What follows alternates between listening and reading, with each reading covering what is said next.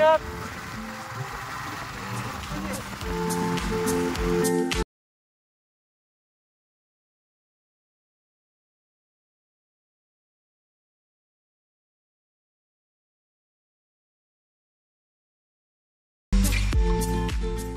আমাদের একটা গাড়ি যাচ্ছি, এই যে দাদা এখানে একটা গাড়ি যাচ্ছে, আরো এখানে একটা গাড়ি আসছে, ঠিক আছে।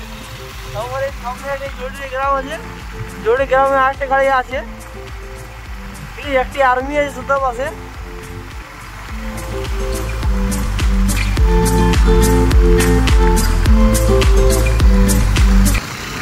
এই দাদারা এগিয়ে গেল, বিরোধ করছিল রাস্তা চালিয়ে।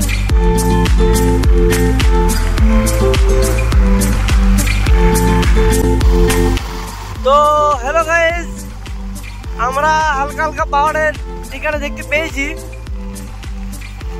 একটি সামনের গাছ দেখা যাচ্ছে, এটির পরেই মনে হচ্ছে পাহাড়। দেখি আমরা আস্তে আস্তে এগিয়ে যাচ্ছি।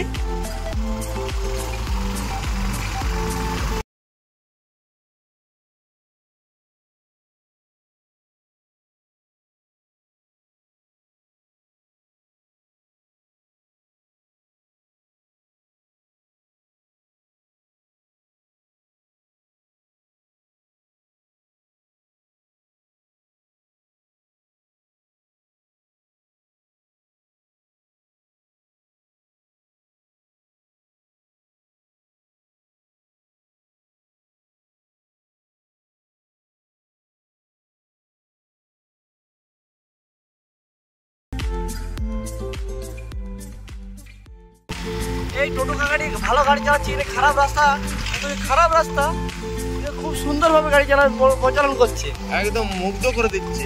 এই যে বিয়ারনেস লেখা আছে 6 কিলোমিটার।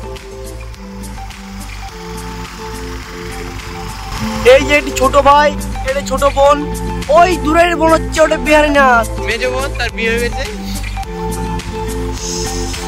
ওই বড়টি হচ্ছে বিহারীনাথ। খুব সুন্দর দেখাচ্ছে এখান থেকে দৃশ্যটি। অতএব আপনারা উপভোগ করুন।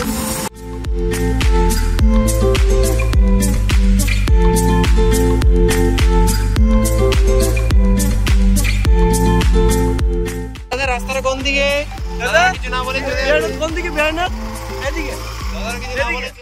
রাস্তাটা কোন দিকে? তো দেখতে থাকুন আমাদের ভিডিওটি।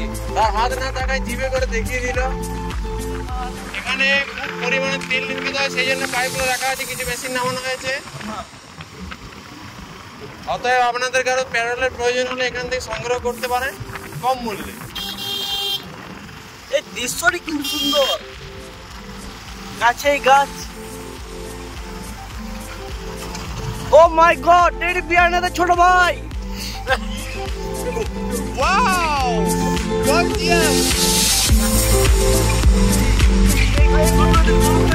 অতিরিক্ত মদ খাওয়ার ফলে গাছটি পড়ে গেছে।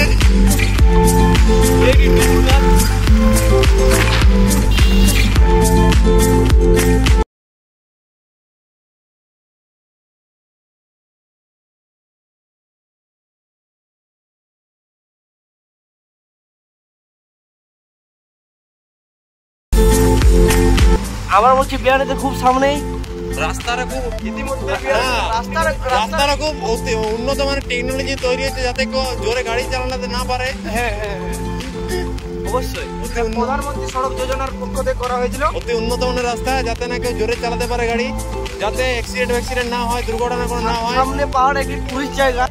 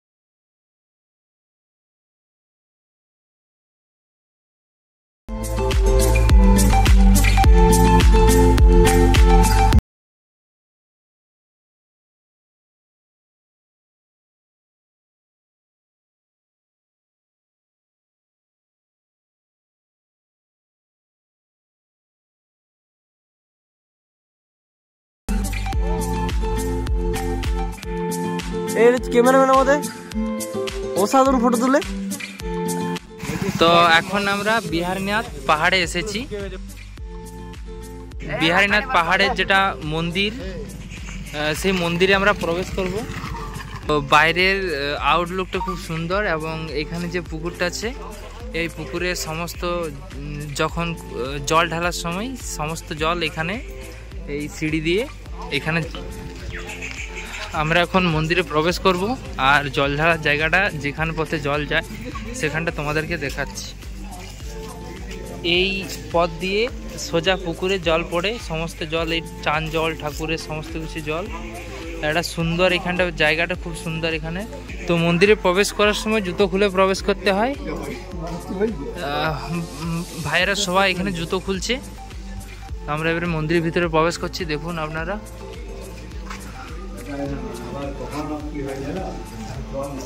ভিতরটা খুব সুশৃঙ্খল শান্ত পরিবেশ, যেমন এখানে এলে একটা মনের শান্তি মিলে, একটা খুব সুন্দর পরিবেশ। তো এটা আমাদের পাথরের একটা মূর্তি, খুব সুন্দর মনসা মাতার মূর্তি। পুজো হয় এখানে, বিষ্ণু মন্দির এবং এখানে রাধাকৃষ্ণ মন্দির আছে। রাধাকৃষ্ণর মূর্তি, সমস্ত ঈশ্বর এবং দেব দেবী সব কিছুরই মূর্তি আছে এখানে।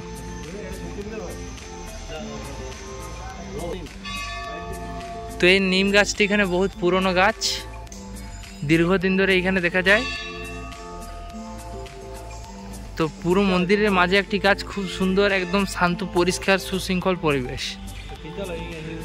এখানে মাতা কালী মন্দির, জয় মা।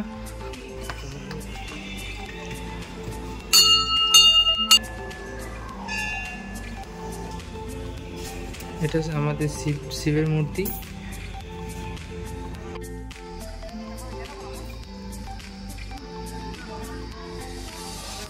এটি আমাদের হনুমান মন্দির। এটা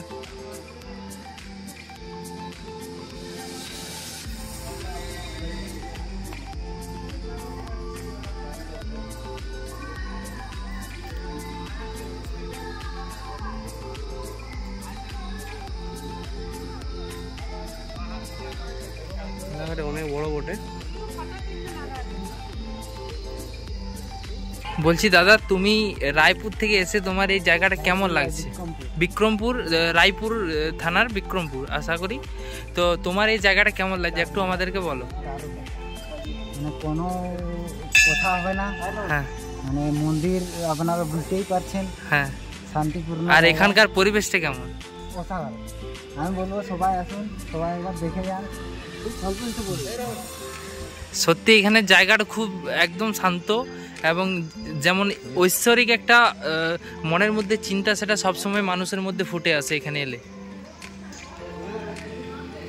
তো এটা অনেক পুরনো মন্দির, এখন নতুন করে আমাদের করা হয়েছে এবং মন্দিরের ভিতরে যে শিবের যে লিঙ্গটি আছে সেটা আপনাদের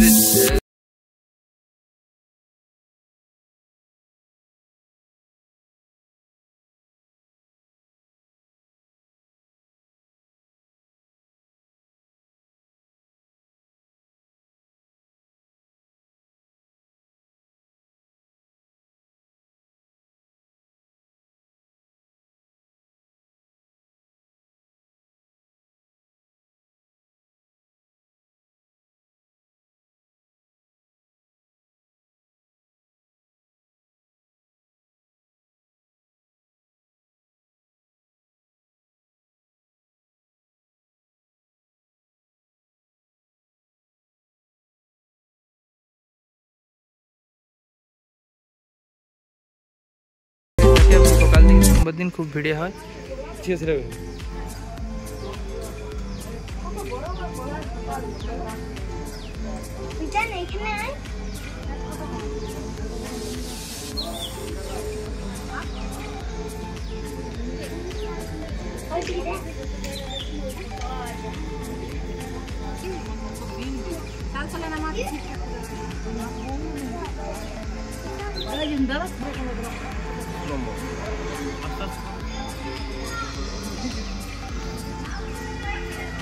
তো এবার আমরা মন্দিরের ভিতরে প্রবেশ করব।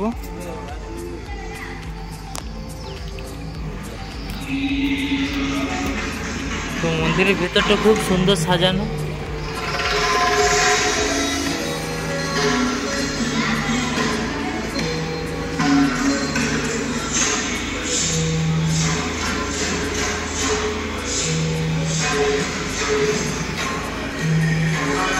এটা শিবের লিঙ্গ, যেটা অটোমেটিকলি নিজের থেকে বেরিয়েছে, যেটা পুজো করার যে